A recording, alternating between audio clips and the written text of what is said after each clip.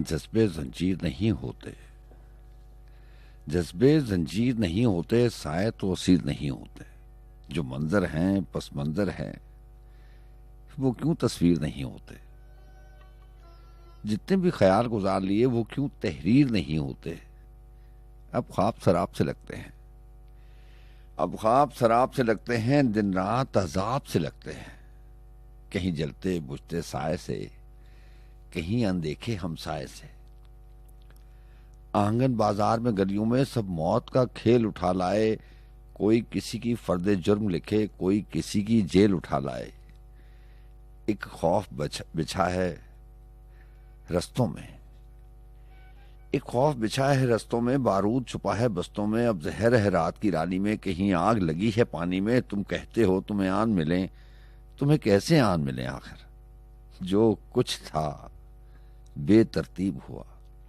اس گھر کا حال عجیب ہوا،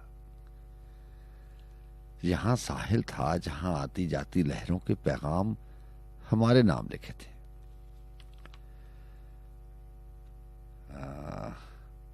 میں نے نظم شروع کر دی سلیم کوثر صاحب کی، اس کا بیک گراؤنڈ آپ کو پتا ہونا چاہیے۔ سلیم کوثر صاحب ہمارے لیونگ لیجنڈ ہیں، اللہ تعالیٰ ان کو صحت اور صحت کاملہ عطا فرمائے، بیمار رہتے ہیں، اللہ تعالیٰ ان کی مشکلوں کو اور ان کی پریشانیوں کو دور کرے، اللہ تعالیٰ صحت والی زندگی ان کو عطا فرمائے۔ یہ جو نظم ہے، ہاں ابھی نہیں، اس کا عنوان رکھا، اور یہاں پہ جو میں نے سطر پڑھی اس سے میں اس کو میں نے نظم کو کٹ کر دیا، اور آپ کو بتانا چلوں اس کا بیک گراؤنڈ یہ ہے کہ کیونکہ وہ کراچی میں ابھی بھی کراچی میں ہے، اور زندگی کا بیشتر حصہ انہوں نے کراچی میں گزارا، انہوں نے وہ وقت دیکھا ہوا ہے جب وہ روشنیوں کا شہر ہوا کرتا تھا، جیسے اس سطر میں ہے کہ یہاں ساحل تھا جہاں آتی جاتی لہروں کے پیغام ہمارے نام لکھے تھے۔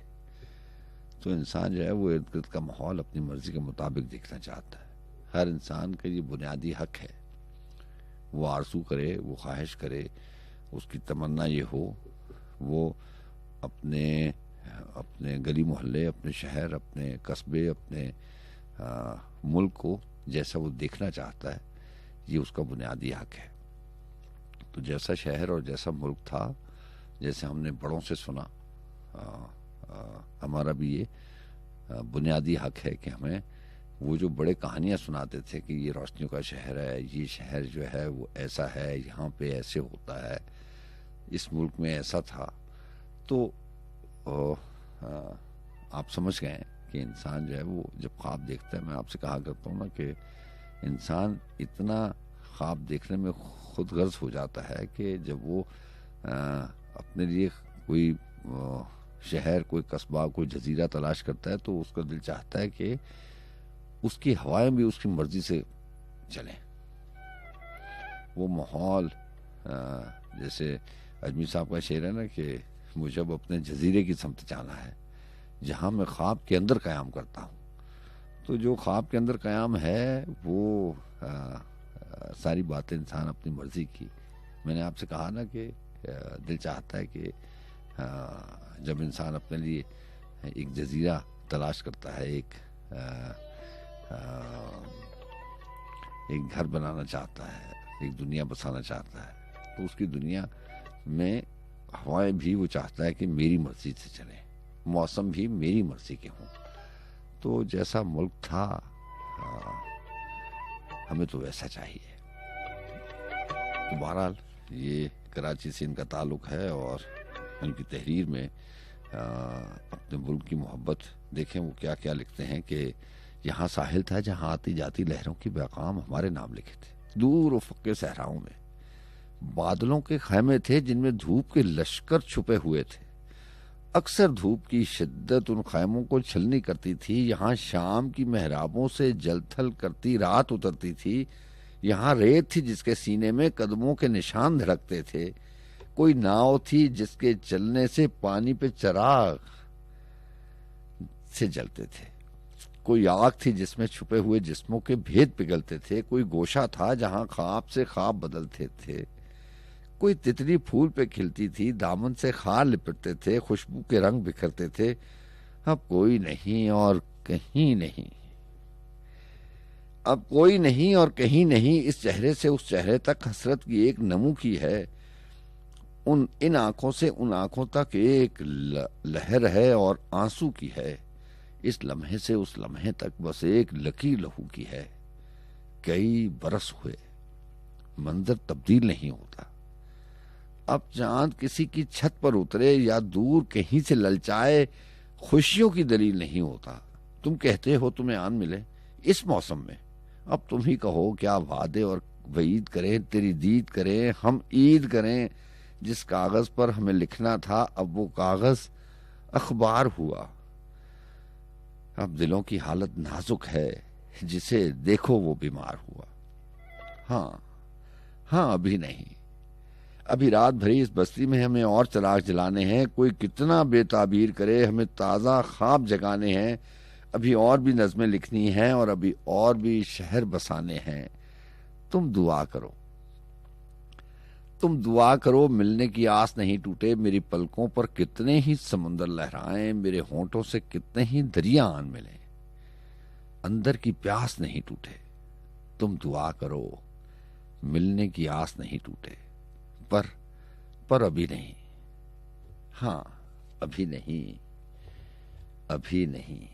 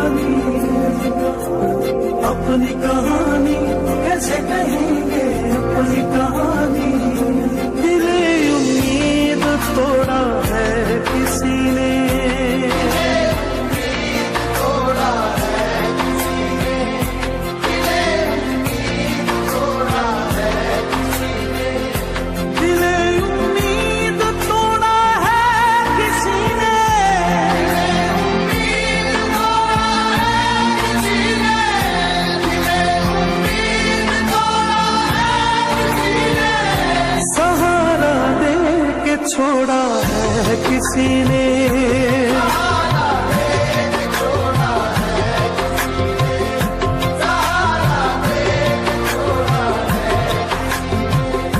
دل امید توڑا ہے کسی نے،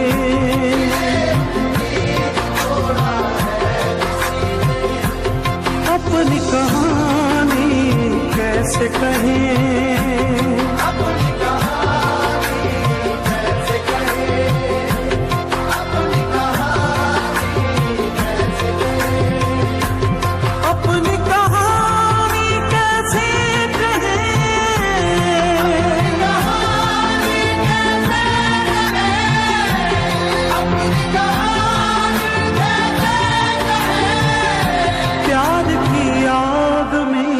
جلتے رہے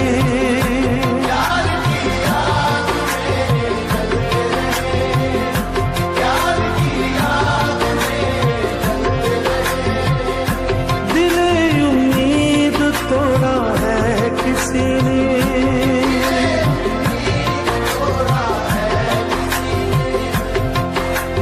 اپنی کہانی کیسے کہیں گے، اپنی کہانی کیسے کہیں گے، اپنی کہانی کیسے کہیں گے، اپنی کہانی کیسے کہیں گے، اپنی کہانی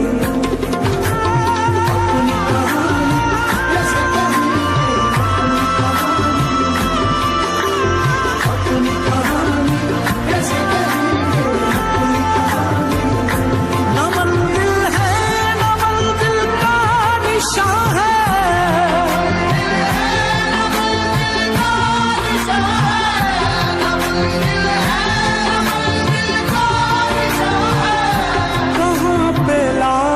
چھوڑا ہے کسی نے،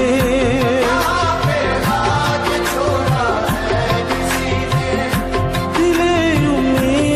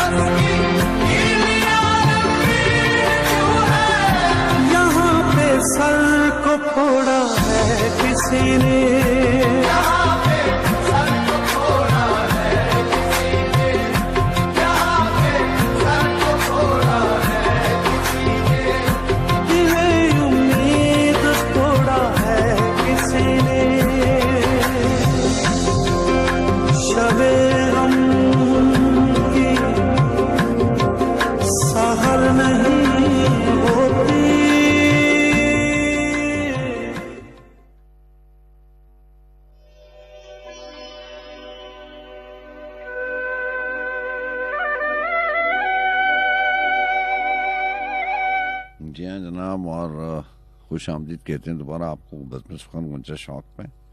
میں ہوں آپ کا میزبان سجاد خان. 3:17 ہو جاتے ہیں. گانا میں نے ٹریک جو ہے وہ کٹ کر دیا، جس کی میں معذرت چاہتا ہوں.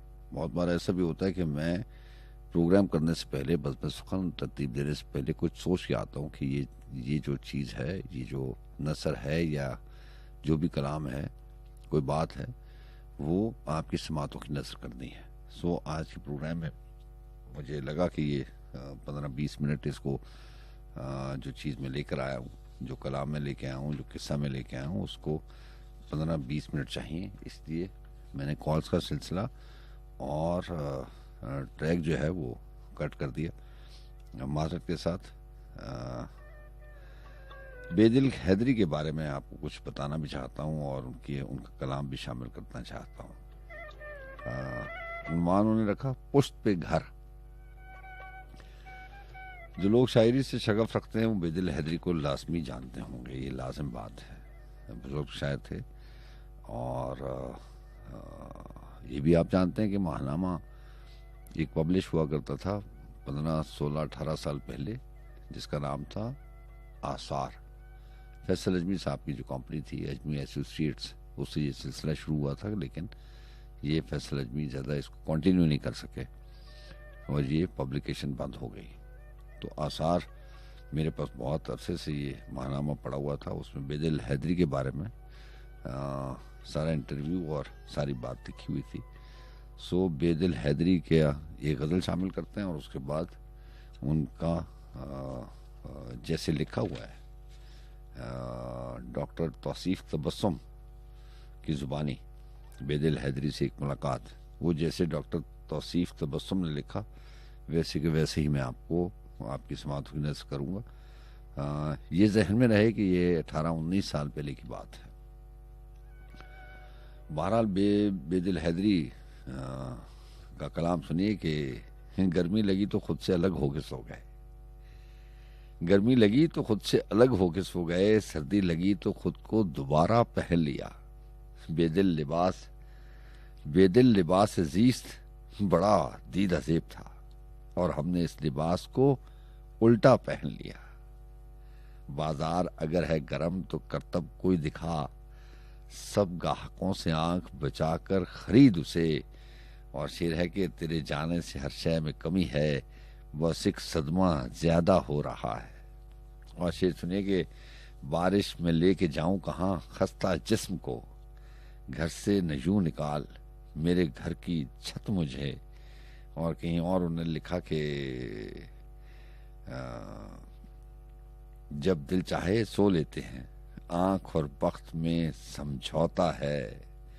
اور ایک جگہ ان کا شعر تھا کہ میرے کمرے کے اندر میں ہوں، میں کمرے کے اندر ہوں، کمرہ پھر بھی خالی ہے. تو یہ اشعار کچھ ان کے جو ایک شعر تھا وہ میں نے آپ کی سماعتوں کی نظر کیا. آپ دیکھیے کہ زندگی میں ایسا بھی ہوتا ہے، اور شاعری کے اعتبار سے کیا کیا ہے اور ہمارے تک کیا کچھ پہنچتا ہے، کس شکل میں پہنچتا ہے، کس نام سے پہنچتا ہے، اور کیا کیا ستم ظریفی اس ملک میں اور اس زمانے میں ہوتی ہے. بہرحال بے دل حیدری ایک ملاقات ڈاکٹر توصیف تبسم. پچھلے برس 9 نومبر کے دن دھوپ ضرور تھی مگر ناگوار محسوس نہیں ہوتی تھی، کیونکہ ابھی تک سردی میں وہ تیزی نہیں آئی تھی جو اکثر مزاج پوچھ لیتی ہے. ہمارے قدم کبیر والا کی تنگ گلیوں سے مٹی پر اس طرح پڑ رہے تھے کہ ان سے نہ تو گرد ہی اڑتی تھی اور نہ کوئی آواز ہی پیدا ہوتی تھی. گلیوں میں 2-4 آوارہ کتے ضرور دکھائی دیے، مگر وہ ہم کو دیکھ کر بالکل نہیں بھونکے. شاید وہ بھی یہاں کے نیم فاقہ کش اور راضی برضا لوگوں کی طرح کمزور اور ناتواں ہو چکے تھے. فیصل اجمی، ڈاکٹر ریاض احمد ریاض، قمر رضا شہزاد، شاہین عباس اور راکب، ہم سب تلمبہ سے یہاں اس خیال سے پہنچے تھے کہ بزرگ شاعر بے دل حیدری کی عیادت کی جائے، جو سنا ہے ان دنوں بہت بیمار تھے. بے دل کی غزلیں فنون اور بعض دوسرے ادبی جرائد میں ضرور پڑھی تھیں، مگر ابھی تک کم از کم میری ان سے ملاقات نہیں ہوئی تھی، اس لیے ان سے ملنے کا اشتیاق بھی زیادہ تھا۔ جیسے جیسے ہم آگے بڑھتے گئے، لمبی گلی اور لمبی اور تنگ سے تنگ تر ہوتی گئی۔ کسی قدر بائیں طرف مڑے تو یہ مختصر قافلہ اس چھوٹے سے مکان کے دروازے پر پہنچ گیا، جس کے اوپر گلی کے رخ ٹین کے ایک ٹکڑے پر سرخ رنگ سے ڈاکٹر بے دل حیدری لکھا ہوا تھا۔ اجمی نے دروازہ کھٹکھٹایا تو اندر سے آواز آئی، کون ہے؟ اجمی نے کہا، میں ہوں فیصل اجمی۔ پھر آواز آئی، اندر آ جائیے۔ یہ بے دل کی آواز تھی، مگر اس توانا آواز میں بظاہر بیماری کے کوئی آثار محسوس نہیں ہوتے تھے۔ ہم اندر داخل ہوئے تو ایک بہت ہی مختصر سا کمرہ تھا، جس کا دوسرا دروازہ گھر کے صحن میں کھلتا تھا۔ بے دل ایک نیچے پایوں کے پلنگ پر لیٹے ہوئے تھے، جس پر بس یوں ہی دری سی بچھی تھی۔ دوپہر کا وقت تھا، مگر انہوں نے رضائی اوڑھی ہوئی تھی۔ انہوں نے ہمیں دیکھا تو منع کرنے کے باوجود اٹھ کر بیٹھ گئے۔ چہرے پر طویل بیماری سے نے کس قدر زردی ملی ہوئی تھی، مگر آواز میں ایک گونج تھی جو ان کی داخلی توانائی اور زندہ رہنے کی خواہش کی آئینہ دار تھی۔ اس کمرے میں لکڑی کی ایک چھوٹے سے میز اور 3-4 مختلف قسم کی کرسیاں پڑی ہوئی تھیں۔ میز پر کوئی کپڑا نہیں تھا، کرسیوں کا رنگ بھی اترا ہوا تھا۔ کمرے کے ایک گوشے میں ایک چھوٹی سی الماری تھی، جس میں بیک وقت وہ 2 قفل پڑے ہوئے تھے۔ پتہ چلا کہ ان کے ایک شاگرد عزیز نے حق شاگردگی اس طرح ادا کیا کہ استاد کے مطبوعہ اور غیر مطبوعہ کلام کی بیاض کو اپنی وراثت سمجھ کر لے اڑا۔ ایسے بھی ہوتا تھا پرانے زمانوں میں، کیونکہ کمپیوٹر نہیں تھا، کوئی چیز نہیں تھی کہ آپ بلیک اینڈ وائٹ کو سنبھال کے رکھیں۔ تو وہ جو شاگرد تھا وہ ان کا سارا کلام لے کے اڑ گیا۔ تو جیسے آپ نے سنا ہوگا کہ جو مرزا غالب تھے، پورا ایک سیل قائم ہے جو مرزا غالب کو تقریباً سن 2000 تک تو وہ سیل قائم تھا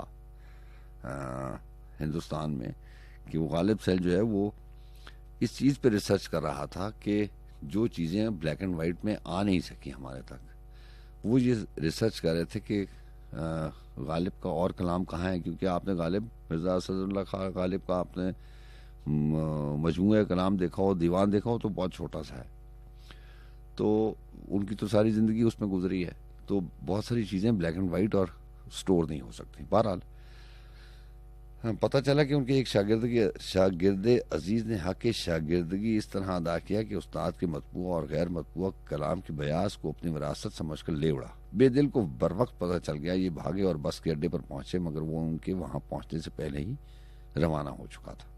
شاعری کو یوں تو تمام فنون لطیفہ کی روح قرار دیا گیا ہے، کیونکہ اس میں مصوری، موسیقی، رقص اور مجسمہ سازی کے مقابلے میں کم از کم مادی وسائل سے کام لیا جاتا ہے، مگر اس کا کیا علاج کہ شاعری دوسرے فنون لطیفہ کے مقابلے میں بہت ہی کچا کام ہے۔ آدمی کا صرف موضوع تباہ ہونا ضروری ہے، جس کا شعر چاہے اپنے نام سے پڑھ دیں پکڑا نہیں جا سکتا۔ اس سلسلے میں ایک واقعہ یاد آ گیا، لکھا ہے اور ڈاکٹر توصیف تبسم نے کہ پرانے دور میں اساتذہ کی ہم طرح غزلیں ملتی تھیں۔ ایک صاحب کو کیا سوچی کہ پرانے شاعروں کے دیوان اکٹھے کیے اور مختلف شاعروں کی غزلوں سے ایک ایک شعر لے کر اپنی غزل مرتب کر ڈالی، اور یوں وہ خاصے سرمایہ دار ہو گئے۔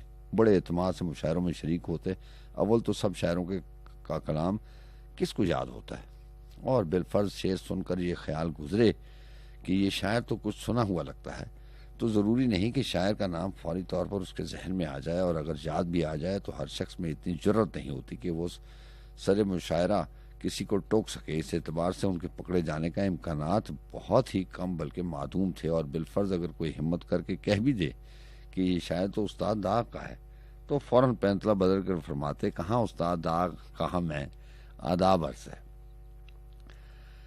بے دل کا دیوان چوری ہوا تو خیال آیا کہ بے دل نے جوانی میں ضرور عشق کیا ہوگا، گویا لڑکپن میں ہی ان کا مال چوری ہوتا رہا۔ دل اگر چوری نہ ہوا ہوتا تو وہ بے دل تخلص کیوں اختیار کرتے؟ ان کی ظاہری حالت ٹھیک نہیں تھی، مگر ہم لوگوں کے آنے سے خوشی ہوئی تھی ان کو۔ اس نے وقتی طور پر ان کو ایک طمانینت ضرور بخشی تھی. کہنے لگے بہت بیمار ہوں, ایک دن تو بلڈ پریشر کم ہو کر صرف 6 درجے رہ گیا.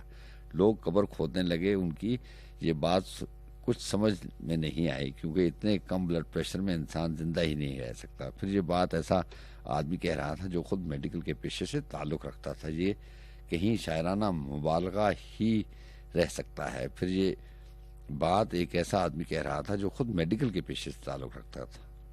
یہ کہیں شاعرانہ مبالغہ ہی کی ایک صورت نہ ہو. کچھ دیر ادھر ادھر کی باتیں ہوتی رہیں. کہنے لگے میں اسلام آباد ضرور آؤں گا. ڈاکٹر کہتے ہیں خود خون کی کمی بہت ہے, اگر وہاں خون کا بندوبست ہو جائے تو میں اچھا ہو جاؤں گا. اور آگے ہے کہ اس گفتگو کے دوران میں نے محسوس کیا کہ ان کی آنکھوں میں نمی سی آ گئی اور آواز بھی ان کی کسی قدر گلوگیر ہو گئی تھی. پھر احمد ندیم قاسمی کی محبت بھرے لمبے چوڑے خطوط کا تذکرہ کیا. شاعر یکجا ہوں تو بھلا کیسے ممکن ہے کہ شعر خوانی نہ ہو. ہم لوگوں نے بھی 2 4 شعر سنائے جو دراصل بے دل کو سننے کی ایک تمہید تھی. سوائے ڈاکٹر ریاض احمد ریاض کے, جو فیض احمد فیض کے نام سے مماثلت کے باوجود خود شعر نہیں کہتے بلکہ دوسروں کے اچھے شعر ان کو خوب یاد ہیں, جن کو سنا کر وہ بہت خوش ہوتے ہیں. بے دل نے اپنا تازہ کلام اپنی گونجدار آواز میں سنایا. ان کا ایک شعر رہ گیا, تمام دائرے محدود ہیں بجز مقتل, لہو نے دیکھ لیا ہے بدن میں رہ کر بھی. ہم وہاں کوئی گھنٹہ بھر ٹھہرے. اس دوران میں ان کے گھر کے اندر سے کوئی بھی ان کے پاس نہیں آیا اور نہ کسی نے یہ آ کر پوچھا کہ یہ کون لوگ ہیں اور کیوں آئے ہیں. ہو سکتا ہے یہ معمول ہو, مگر مجھے یہ بات ذرا عجیب سی لگی. بے دل حیدری کا اصل نام عبد الرحمان ہے. وہ 20 اکتوبر 1925 کو بھارت کے شہر غازی آباد میں پیدا ہوئے. ابتدائی زندگی وہیں بسر کی اور اب کبیر والا میں مقیم ہے. پیشے کے لحاظ سے میڈیکل ڈاکٹر ہیں. ان کی شاعری کے 3 مجموعے اب تک شائع ہو چکے ہیں. یہ یاد رہے سامعین کہ یہ بات جو ہے وہ 18-19 سال پہلے کی تحریر ہے. ان کی شاعری میں 3 مجموعے اب تک شائع ہو چکے ہیں, یعنی اور آ کے گل, میری نظمیں اور پشت پہ گھر. بے دل شعر میں استاد سید جلال الدین حیدر دہلوی کے شاگرد ہیں. اس لحاظ سے ان کا تعلق شعراء کے اس طبقے سے ہے جو روایت پرست کہلاتا ہے اور شعر کوئی کو بڑی حد تک ایسا اکتسابی چیز سمجھتا ہے. اس طبقے کے بیشتر شعراء جدید طرز احساس, جدید لفظیات اور پہرائے اظہار کو لغو اور بے معنی سمجھتے تھے اور ان کو بے روی کا درجہ دیتے تھے. ان کے یہاں تو نہ تو بدلے ہوئے شاعری منظرنامہ کا شعور ملتا ہے اور نہ اس کو قبول کرنے کی صلاحیت. بے دل حیدری اپنی پیرانہ سالی کے باوجود آج کے جوان شعراء کے شانہ مل کر چل رہے ہیں, جو اس بات کا ثبوت ہے کہ ان میں گرد و پیش کے اثرات کو قبول کرنے کی صلاحیت موجود ہے اور اس کے زندہ ہونے کی دلیل ہے. بے دل کے یہاں مراعات یافتہ طبقہ کے مقابلے میں محروم طبقہ کی ترجمانی کے رنگ بہت ہی گہرے ہیں. پسے ہوئے لوگوں اور پاؤں میں روندے ہوئے افراد, شدید بارشوں میں دھتے ہوئے مکانوں کے باسی, فٹ پاتھ پر زندگی گزارنے والے کنبے, گھر کو خالی ہاتھ لوٹتا ہوا باپ جس کے بچے دن بھر مٹھائی اور ٹافی کے انتظار میں رہے ہیں, گھر کا کل اثاثہ پشت پر لاد کر ہجرت کرتے ہوئے خاندان, اور اس طرح کی کتنی تصویریں ہیں جو بے دل حیدری نے اپنی شاعری میں محفوظ کر لی ہیں.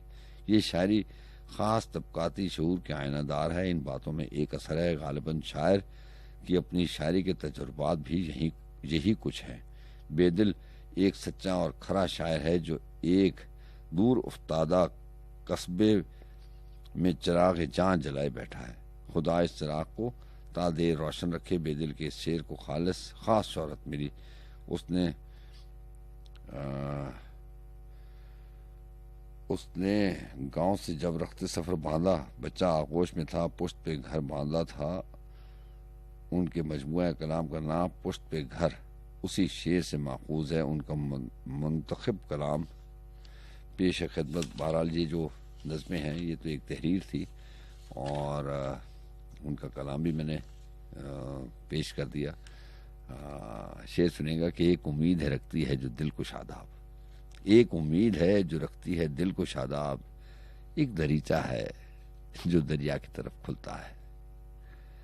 اور بہت کمال کی شاعری ہے، اور افسوس اس بات کا ہے کہ جو انہوں نے لکھا وہ ان کے نام سے ہمارے پاس پہنچا نہیں. بہرحال جناب، آپ کو بہت شکریہ کہ آپ نے اتنا وقت دے دیا کہ میں نے جو میں سوچ کے آیا تھا وہ میں نے شامل کر لیا. مہدی حسن کو آپ نے سننا چاہا تھا. مہدی حسن کی غزل آپ کی سماعتوں کی نظر، اور اس کے بعد آپ سے اجازت چاہیں گے.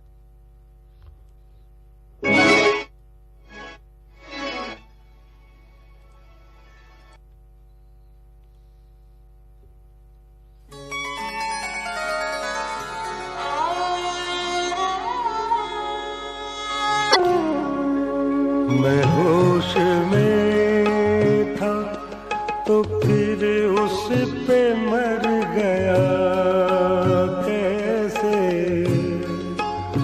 میں ہوش میں تھا تو پھر اس پہ مر گیا کیسے. یہ زہر میرے لہو میں اتر گیا کیسے. میں ہوش، یہ زہر میرے لہو میں اتر گیا کیسے. میں ہوش میں تھا.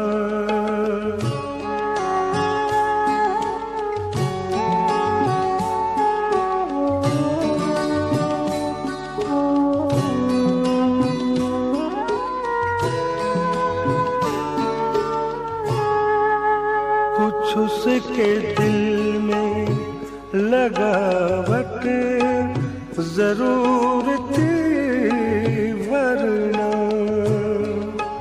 کچھ اس کے دل میں لگاوٹ ضرور تھی ورنہ. کچھ اس کے دل میں لگاوٹ ضرور تھی ورنہ. وہ میرا ہاتھ، وہ میرا ہاتھ، وہ میرا ہاتھ، وہ میرا ہاتھ دبا کر گزر گیا کیسے.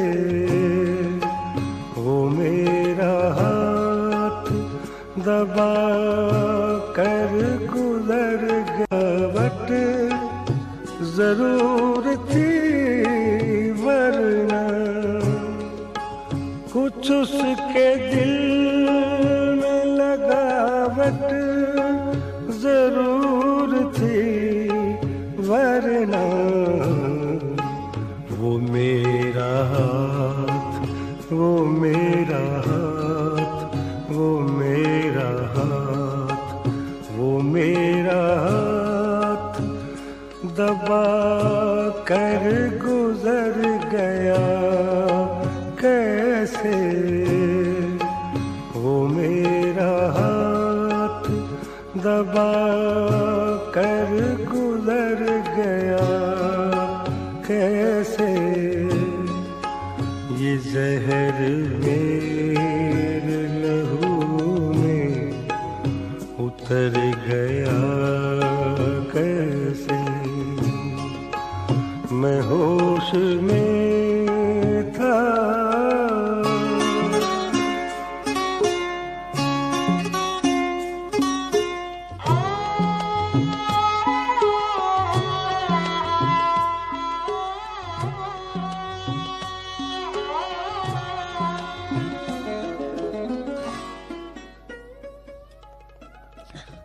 جی ہاں جناب، غزل کی چند اشعار سن لیجیے. اور غزل بہت کمال کی ہے مہدی حسن جناب کی. اس کو شامل کریں گے. آج کوشش کروں گا کہ یہ پوری کی پوری آپ کی سماعتوں کی نظر ہو. تھوڑا سا اس کو یہاں پہ پاز کر دیتے ہیں، اور پھر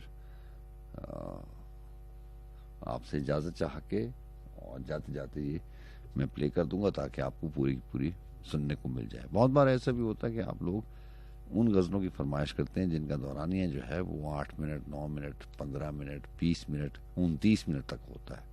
قوالی بیچ میں آ جاتی ہے جس کا دورانیہ بہت لمبا ہو جاتا ہے. تو ہمارے لیے مجبوری بن جاتی ہے کہ وہ اس کو ہم پلے کرنا مشکل ہوتا ہے، کیونکہ ایک پالیسی بھی ہے اور ایک بیک آف دا مائنڈ آپ کے ذہن میں یہ بات ہوتی ہے کہ اگر آپ رات کی آخری پہروں میں وقت دیتے ہیں تو میوزک اتنا زیادہ پلے نہیں ہونا چاہیے. شاعری کے اعتبار سے کوئی نثر، کوئی بات، کوئی ایسی جو آپ کو نہ پتہ ہو. بہت بار ایسا بھی ہوتا ہے کہ ہمیں بھی بہت ساری چیزیں نہیں پتہ ہوتی. جب ریسرچ کرتے ہیں، جیسے یہ بے دل حیدری کے بارے میں نے ریسرچ کی تو مجھے یہ کتاب ملی، کتاب پڑھی. اب وقتاً فوقتاً سال میں 2-4 سال میں ایک دفعہ اس کو میں شامل اس لیے کر دیتا ہوں کہ بہت بار ایسا بھی ہوتا ہے کہ کچھ نئے سننے والے بھی ہوتے ہیں. تو پرانے سننے والے جو ہیں وہ میری بزم سخن میں، میرے پروگرامز میں ان کا کلیم اس لیے بھی صحیح ہے کہ چیزیں ریپیٹ ہو جاتی ہیں. وہ اپنی جگہ بالکل صحیح ہے کہ چیزیں ریپیٹ ہوتی ہیں. بے دل حیدری کی جو کہانی ہے یہ شاید 5-6-8 سال کے بعد ریپیٹ ہوئی ہے. بہت سارے لوگ ایسے ہیں جو اس بزم سخن میں 8-10 سال سے، بلکہ اس سے بھی زیادہ سے پروگرام میں شامل ہو رہے ہیں. لیکن بہت سارے نئے لوگ بھی ہوتے ہیں. بہرحال بات لمبی ہو جائے گی، آپ کو بہت شکریہ کہ آپ وقت دے دیتے ہیں.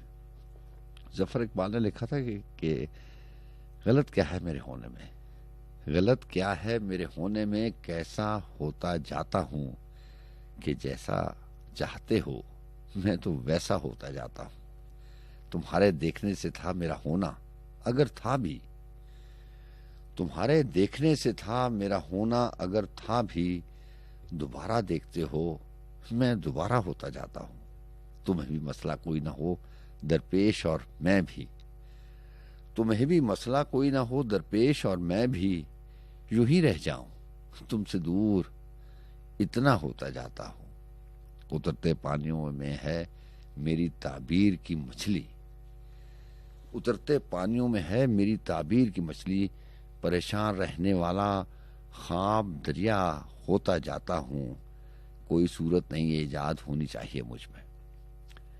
خواہش دیکھیں، کوئی صورت نئی ایجاد ہونی چاہیے مجھ میں، اسی خاطر تو رفتہ رفتہ صحرا ہوتا جاتا ہوں. لرزتا ہے عدم کی شاخ پر میرا وجود اب بھی، میں اتنا ہی نہیں ہوتا، میں اتنا ہی نہیں ہوتا ہوں جتنا ہوتا جاتا ہوں. ابھی اس شہر کا کچھ کہہ نہیں سکتا کہ میں اس میں، ابھی اس شہر کا کچھ کہہ نہیں سکتا کہ میں اس میں معزز ہوتا جاتا ہوں کہ رسوا ہوتا جاتا ہوں. بصارت کم ہوئی جاتی ہے جتنی اہل دنیا کی، بصارت کم ہوئی جاتی ہے جتنی اہل دنیا کی، اسی نسبت سے اتنا ہی تماشا ہوتا جاتا ہوں. ظفر الٹا ہی پڑتا ہے اثر مجھ پر زمانے کا، ظفر الٹا ہی پڑتا ہے اثر مجھ پر زمانے کا، یہ جتنا مارتا ہے اور زندہ ہوتا جاتا ہوں. بہرحال جناب یہ تھی آج کی بزم سخن، اور ظفر اقبال کا شعر تھا کہ اترتے پانیوں میں ہے میری تعبیر کی مچھلی، پریشان رہنے والا خواب دریا ہوتا جاتا ہوں. ادیم ہاشمی نے، کبھی کبھی ایسا بھی ہوتا ہے کہ جب آپ شعر سنا رہے ہوتے ہیں، کوئی غزل سنا رہے ہوتے ہیں، تو ذہن میں کسی اور شاعر کی غزل، اور کیونکہ خیال ایک ہوتا ہے تو کسی اور شاعر کی بات، غزل، شعر یاد آ جاتا ہے، تو وہ غزل وہیں پہ رہ جاتی ہے اور دوسری غزل شروع ہو جاتی ہے. یہ مچھلی لفظ کا استعمال بہت کمال کا کیا ادیم ہاشمی نے. انہوں نے لکھا کہ آؤ اب دل کے سمندر کی طرف لوٹ چلے،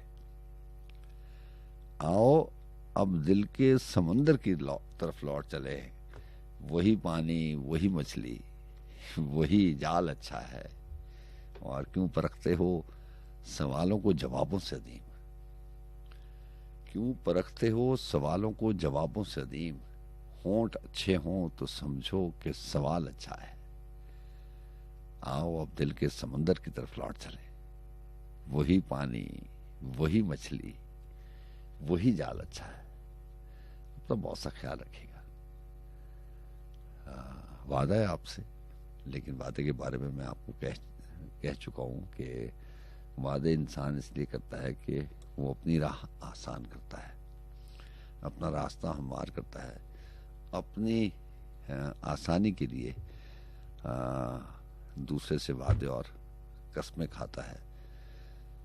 یہ بنتے مٹتے رشتے جو ہیں، یہ اگر آپ رشتوں میں جھوٹ نہ بھی لائیں تو جس رشتے نے بننا ہے اس نے بننا ہی بننا ہے، چاہے آپ ایک لفظ بھی نہ بولیں، لفظوں کے استعمال کی بات ہی نہ ہو. رشتے نے اگر بننا ہے، تعلق نے اگر رابطے نے رہنا ہے اور تعلق نے پنپنا ہے، تو الفاظ کا استعمال غلط نہیں ہونا چاہیے. یہ قسمیں اور وعدوں کی بات ہے اور سچ اور جھوٹ کی بات ہے. تو جس نے ہونا ہے اس نے آپ سچ بولیں یا جھوٹ بولیں، اس نے تو ہونا ہی ہونا ہے. تو کیوں نہ بہتر ہے کہ بعد میں جو ایسے بہت سارے پہر الجھن میں کاٹیں گے، پریشانی میں کاٹیں گے، کہ تو بہتر ہے کہ انسان کو سچ بولنا چاہیے. اپنا بہت سا خیال رکھے گا. خلیل جبران نے کہیں لکھا تھا کہ اب ہواؤں کا اشارہ ہے کہ میں تم سے جدا ہو جاؤں. سو اللہ حافظ. اللہ آپ کو اچھا رکھے. اللہ حافظ.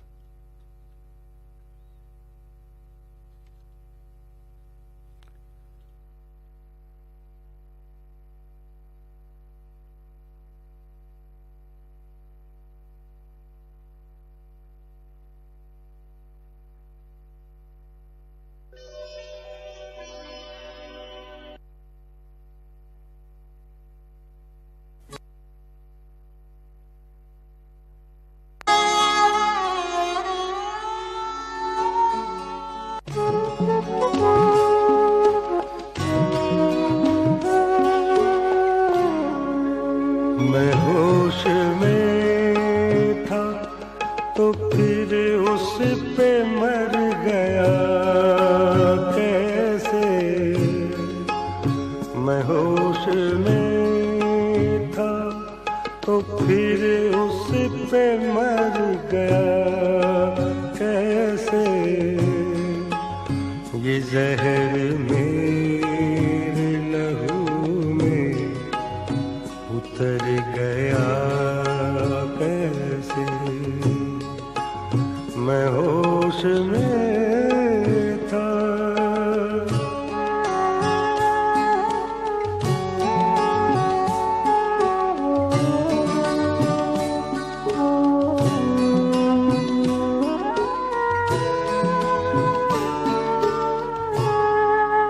کچھ اس کے دل میں لگاوٹ ضرور تھی ورنہ، کچھ اس کے دل میں لگاوٹ ضرور تھی ورنہ، کچھ اس کے